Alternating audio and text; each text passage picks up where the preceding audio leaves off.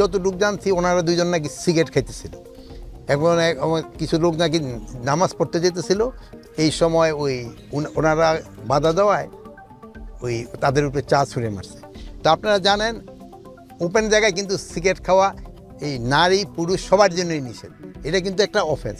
এই জন্য আমি আপনাদের কাছে অনুরোধ করব ওপেনে যেন কেউ সিগারেট না খায়। আর এখন তো এই যে রোজার সময় সবারই একটু সংযমী হতে হবে। এখানে বাইরে যেন সেও মানে আমাদের ধর্মোপদেষ্টাও কিন্তু সবার জন্য রিকোয়েস্ট করছে যেন বাইরে যেন খাবারটা না খায়, যেহেতু এটা ইসের জন্য একটা সম্মান প্রদর্শন করে যারা রোজা থাকতেছে তাদের জন্য। আর একটা আপনাদের মাধ্যমে আমি অনুরোধ করব যেন জিনিসপত্রের দাম না বাড়ায়।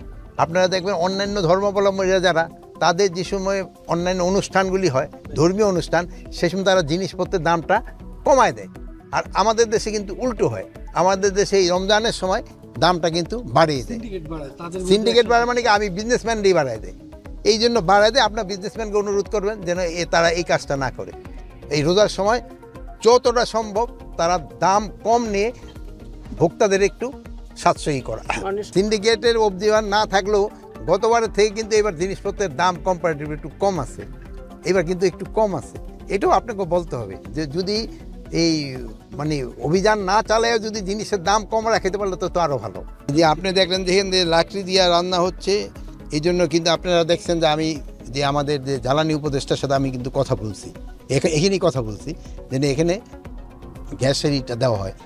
গ্যাস সংযোগটা গ্যাসের সংযোগ আছে বা গ্যাসের এখানে প্রেশারটা নাই, উনি হয়তো আগামীকালকে এটা ব্যবস্থা করে দেবেন।